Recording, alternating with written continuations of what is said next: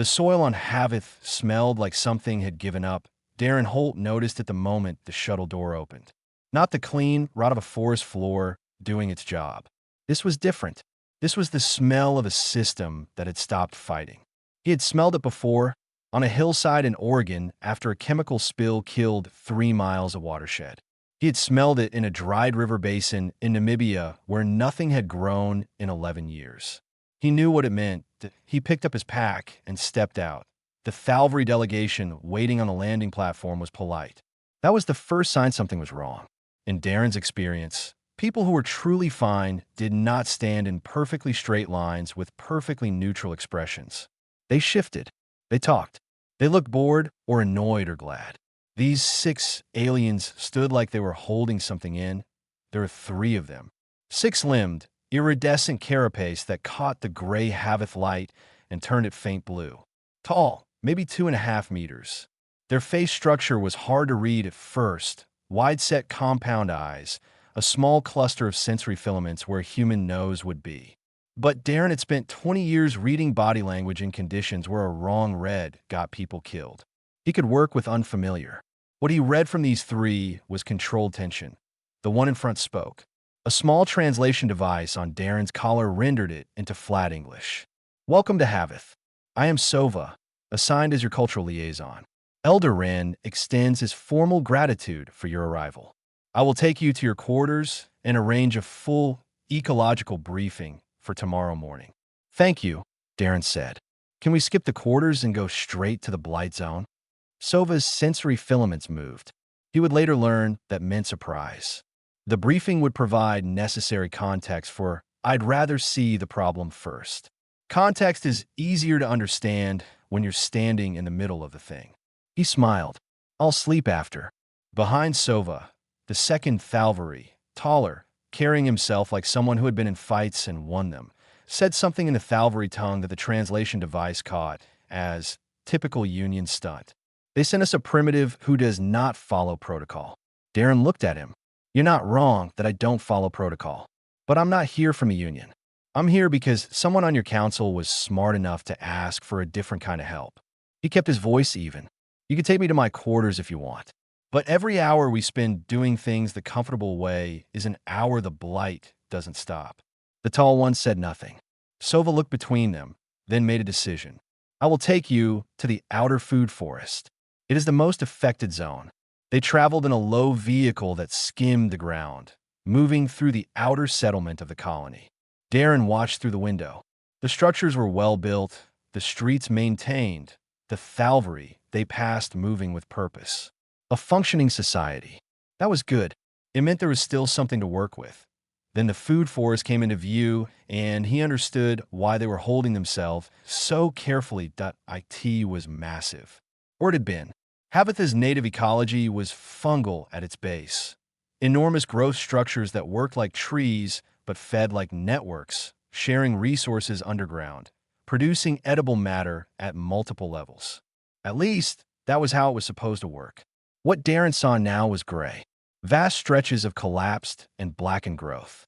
Some sections still standing, but thin, the color wrong, the structure brittle.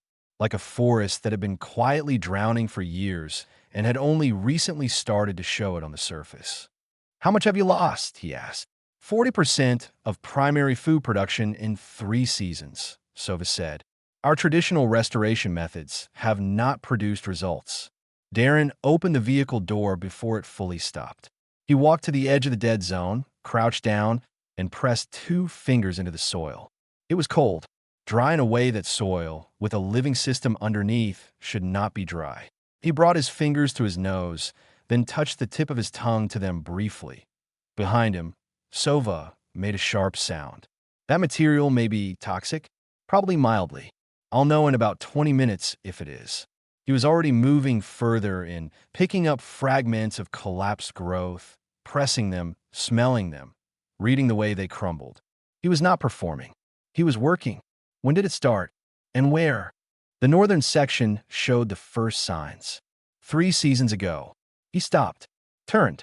Northern section. Is there a water source in the north? Survey work? Drilling? Anything that came from off-world around that time. Sova's filaments moved again. She exchanged a look with the tall one. Vorin, she had called him, and something passed between them that Darren could not read yet. There was a Union mineral survey, she said carefully. It concluded before the blight began. Before it showed, Darren said, "That's not the same thing." He stood up and looked at the dead forest. Then he looked back at Sova. She was watching him with those wide compound eyes. He could tell she had expected someone who would ask for more reports, more meetings. Someone who would approach the problem slowly, carefully, from a safe distance. "You have maybe 2 growing seasons left," he said. "Possibly 1. We need to start right now." Neither Sova nor Vorin spoke. The gray Havith sky sat heavy above the dead growth. Darren put his pack down and started taking inventory of what he had brought. The first lesson happened because Krilo did not listen to instructions. Darren had told the small group of scouts assigned to observe his initial survey to stay back and watch. Simple enough. But the young Thalvari male, barely an adult by the look of his still soft carapace, had followed Darren into a patch of partially blighted growth and tried to pull a root cluster from the ground the way he had always done it. The root snapped wrong. The intersection, still carrying the blight's byproduct, released a fine gray dust directly into Krilo's face filaments. Darren moved before anyone else registered what had happened. He grabbed Krilo's upper arm, pulled him backward, pressed the back of his own wrist against Krilo's filaments to wipe the dust off, then pushed Krilo's head down and pointed to the small stream, running 20 meters south. "Washington face and filaments. All of it. Go." Krilo went, stumbling, confused, embarrassed. Vorin stepped forward. "You should not have touched. He'd have rubbed it in deeper, trying to clean it himself. He's fine. Go check on him if you want." Darren turned back to the root cluster and crouched. "The outer material is dead. But see this, right here at the core? The color is different. Darker. That core is still viable." Sova came to stand beside him, despite herself. "It does not look viable. Not by Thalvari standards, no. But your standards were built for a healthy system. Right now, you need different standards." He pulled a small tool from his pack, a simple blade, and cut the root lengthwise. Inside, a small channel of dark material ran through the gray. "That's your seed stock. Everything else around it is dead, but that survives. You have to learn to see it." He spent the rest of that day teaching the group to identify viable cores in dead growth structures. It was slow work. The Thalvari kept reaching for the parts that looked the most like healthy growth, the ones with some surface color left. Darren kept redirecting them to the ugly, buried, half-dead material that still had something working inside it. After the 3rd correction, Sova said, quietly and not unkindly, "Our instructors teach us to find the best of what remains. That works when most of what remains is good," Darren said. "When most of what remains is failing, you find the worst-looking thing that's still alive, and you start from there." On the 2nd day, he built a soil filter for materials he found within 200 meters of camp. Dead bark layered with mineral clay from the stream bed, packed into a simple frame made from collapsed growth stalks. He ran contaminated water through it slowly. The group watched in silence. "That cannot work," Vorin said. It was the most direct thing he had said to Darren so far. Not perfectly, but well enough to drink without getting sick, which is what matters right now. Darren filled a small cup from the filtered output and drank it without hesitating. The silence that followed was the loudest thing Darren had heard since landing. "You drank it," Krilo said. He had returned from washing and had been hovering at the edge of the group since, watching everything closely. "I tested the toxicity level first." Darren set the cup down. "On Earth, we have a saying. You can't teach someone to swim from the shore. Meaning, at some point you have to be in the water. What if the water is dangerous?" Krilo asked. "Then you don't go in over your head until you know what you're dealing with. But you do go in." He looked at the filter. "The contamination in your water source is mineral-based, not biological. This filter pulls most of it. Not all, but enough." On the 3rd day, he ate a plant that every Thalvari in the group had been taught was inedible. Sova made a sound like clicking alarm. "That is classified as toxic. Mildly bitter compound in the outer layer. Watch." He peeled the outer skin with his blade, and ate only the intersection. Non-toxic, dense nutrition. Your classification system was built when you had plenty of other options. Now you need to look at the whole list again. Voren watched all of this from a distance every day. He never came close. He never asked questions. But he also never left. On the fourth evening, Sova sat beside Darren while he was recording notes and said, "You adapt every technique. The filter, the foraging method, the route identification. You change it to fit our hands, our reach, our sensory range. The other union consultants we received gave us their methods and told us to adjust." "That's backwards," Darren said simply. "If the method doesn't fit the person won't use it when they're exhausted and scared, and it's 3 hours before dawn. It has to be theirs." Sova was quiet for a moment. Then she said, "You spent last night recalculating the filter dimensions for Thalvary limb structure. Your build ratio is different. The original design wouldn't be efficient for you. You did not have to do that." "I know." He kept writing. "That's why I did it." Krilo, nearby, pretended to be busy with something else. But his sensory filaments were angled toward Darren the way his students do when they are paying very close attention and do not want to admit it. That evening, a message arrived from Delegate Youth requesting Darren's first progress report and reminding him that his mandate was knowledge transfer only. Darren read it, set his tablet face down, and went back to his notes. The conversation with Delegate Youth happened in a small meeting room that smelled like recycled air and bureaucracy. Youth was a Molthian, a floating gas structure inside a large clear exoframe, soft and pale as a jellyfish, with a voice that came from a speaker panel in its chest unit. It had requested the meeting through official channels, which told Darren everything about what kind of conversation this was going to be. "Your progress reports are outside the agreed scope," Youth said. "You are flagging the mineral survey as a potential cause of the blight. That is not a knowledge transfer activity. The cause of the blight is relevant to fixing it," Darren said. "The survey was conducted under union authorization. Any formal connection between that survey and the current ecological situation creates a liability framework that is very complex." Youth's speaker produced the words with perfect smoothness. "Your role here is to assist the Thalvary in adapting their survival methods, not to generate reports that create legal complications for the union." Darren looked at the Molthian for a moment. If a doctor figures out why someone is sick, are they supposed to not tell the patient? That is not an accurate parallel. Seems pretty accurate to me. Youth's pale form shifted slightly inside its exoframe. "I am informing you that if you continue pursuing this line of inquiry formally, the union will consider your contract obligations fulfilled and arrange a return transit. We would call it a successful knowledge transfer completion. You'd pull me out early and call it a win. We would call it a concluded engagement." Darren nodded slowly. Then he thanked Youth for the meeting and left. He did not stop looking into the survey. He just stopped writing it into his official reports. Training continued. The core group had settled into a real rhythm now. Krilo and 2 other young scouts named Alya and Fun, and Sova, who had stopped standing at the edge of sessions and started participating.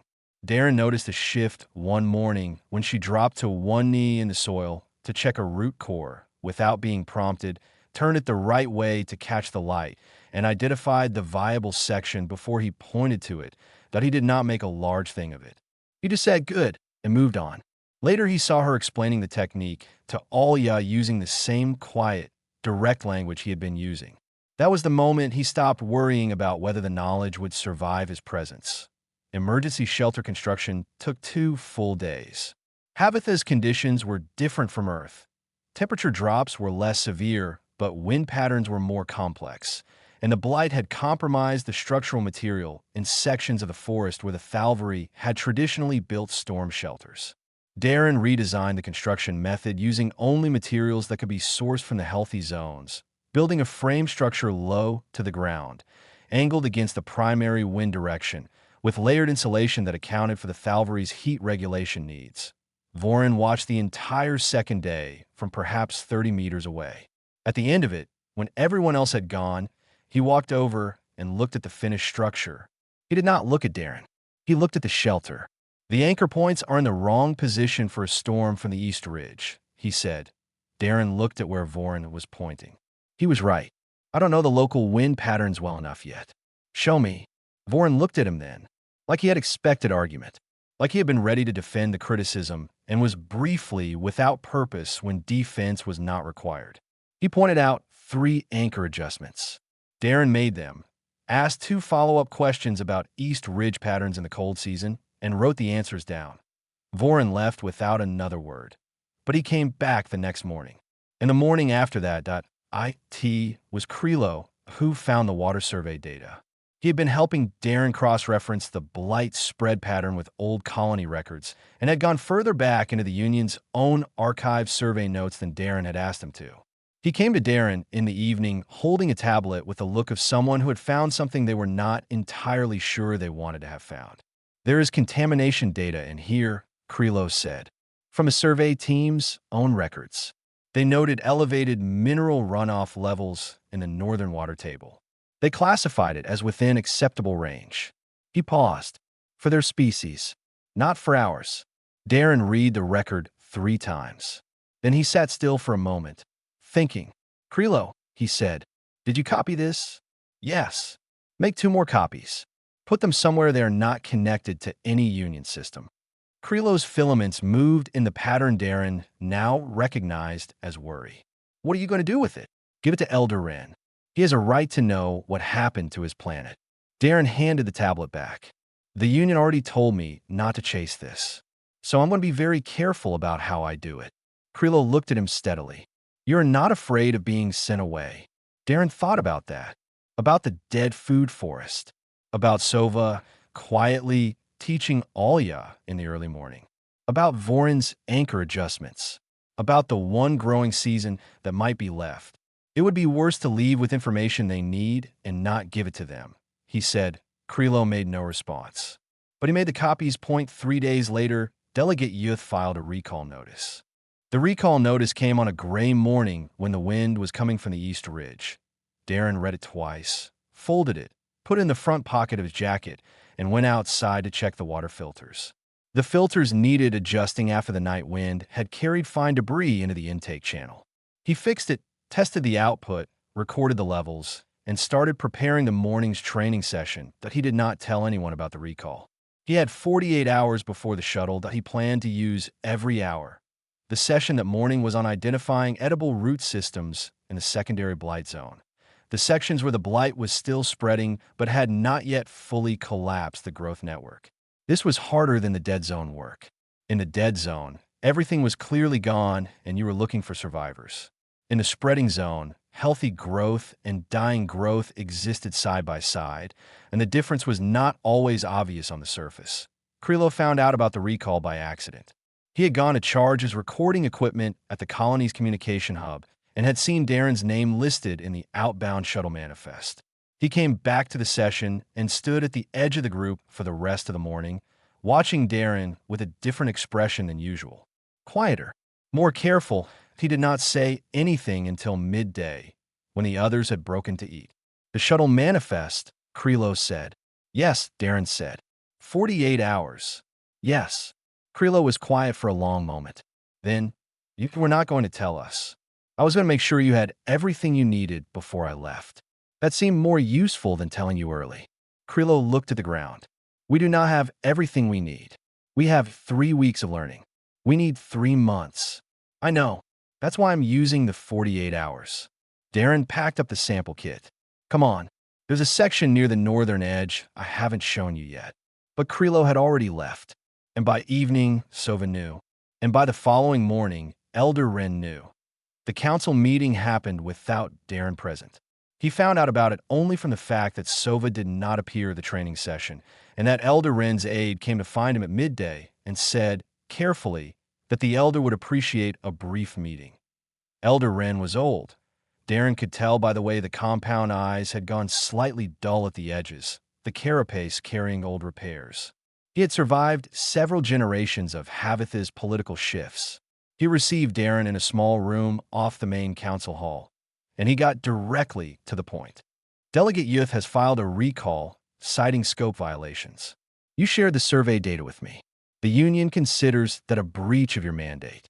I consider it basic honesty, Darren said. Yes. Rin studied him. I have contacted the Union Council to formally object.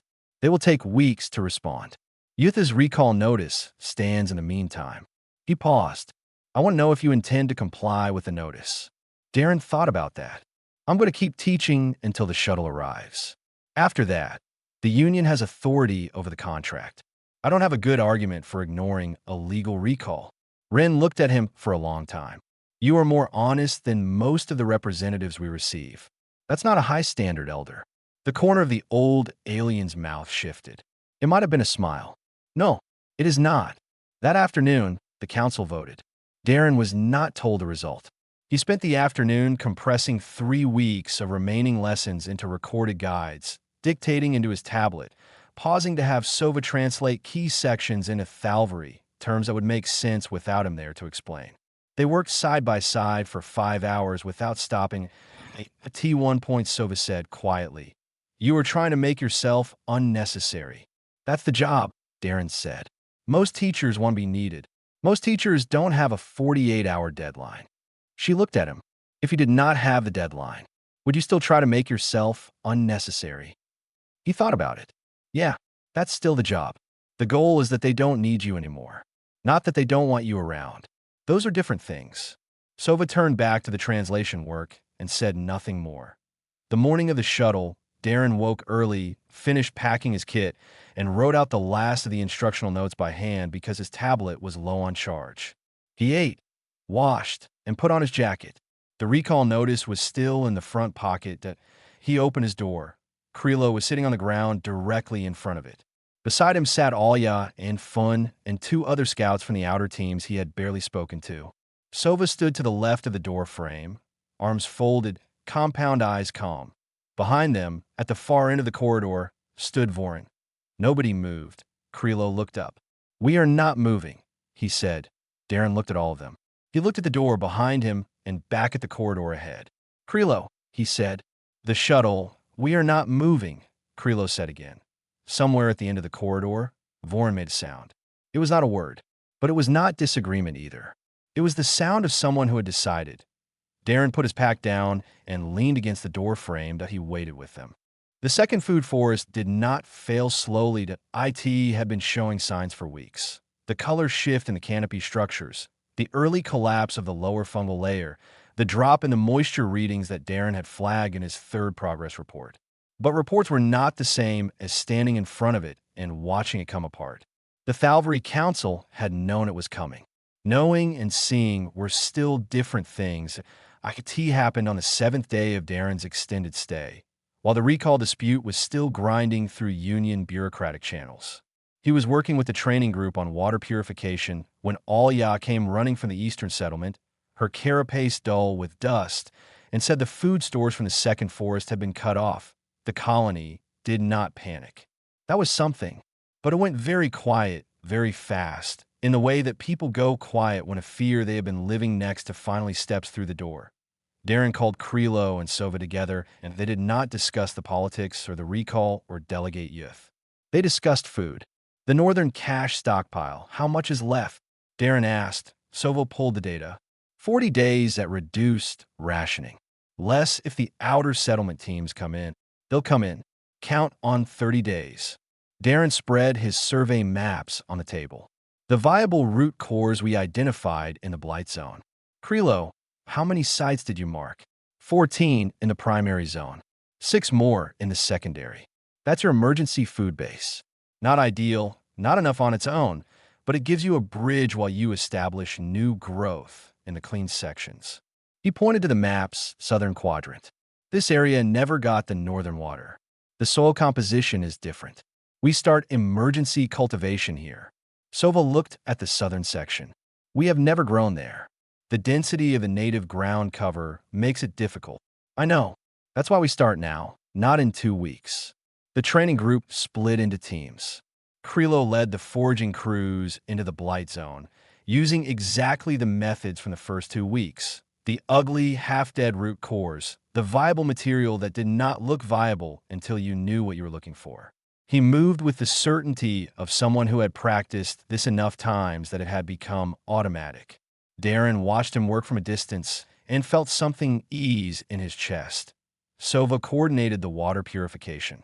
4 filter stations running, scaled up from the original design, operated by Thalvari, who had learned the process 4 days ago and now moved through it without hesitation. The contamination level in the filtered output was not 0. It was safe enough. That was what they had. Vorin organized the southern cultivation effort without being asked. He simply showed up at the southern quadrant with a team of 8 from the warrior caste and looked at Darren. "Tell me what the ground needs." Darren told him. They worked. Delegate Youth observed all of this from the edge of the settlement, in its sealed exoframe, and said nothing for 2 days. On the 3rd day, it sent Darren a message that contained no official language at all, which was unusual. It said only, "The Union Council is reviewing Elder Wren's objection.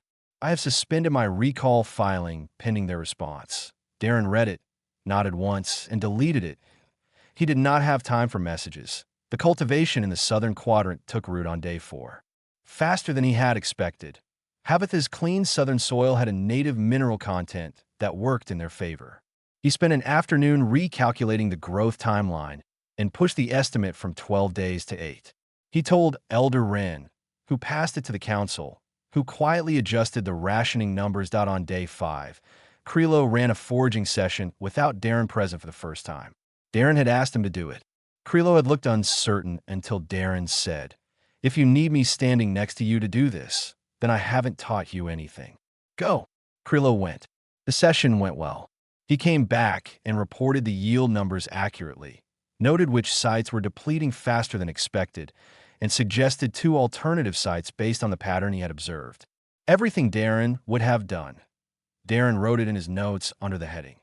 Ready. On day 7, the Union Council issued a formal suspension of the recall, citing the active ecological crisis and Elder Wren's legal filing connecting the survey contamination to Union liability. The language was careful and full of conditions. It was, in practical terms, a very polished way of saying the Union had looked at how bad the optics were and decided to stop pushing. Sova came to find Darren in the southern quadrant, where he was checking the cultivation sites at the end of the day. She told him about the council decision in her direct, precise way, watching his face while she did it. He was already crouching over the newly seeded earth. He checked the moisture level, noted it, and moved to the next site. "Good," he said. "That is all. What else should there be?" Sova considered this. Around them, the southern field held the faint color of things beginning to grow. New green at the soil line. Small, fragile, determined. "I thought you would be more relieved," she said. Darren looked up at her. "We still have 22 days of rationing left and 8 cultivation sites to establish. When those are done and we've confirmed the yield rates, I'll be relieved." He moved to the next site. "Come on. There's light left." She came. 3 seasons later, Havith still carried scars. The northern food forest was gone and would not come back in any generation that currently walked the colony. The contamination in the northern water table was slow to clear. There were sections of the outer settlement that had been abandoned and repurposed for cultivation work because the original structures were no longer viable. None of that had changed. The planet was not saved in the way that stories sometimes describe saving. Sudden, complete, dramatic. It had been held carefully by people who had learned to work with what remained. Darren was packing again. This time there was no recall notice in his pocket. This time the shuttle was 2 weeks away, and his bags were full of notes he did not need anymore because the colony had copies of everything, translated, adapted, taught by Thalvari instructors to Thalvari students.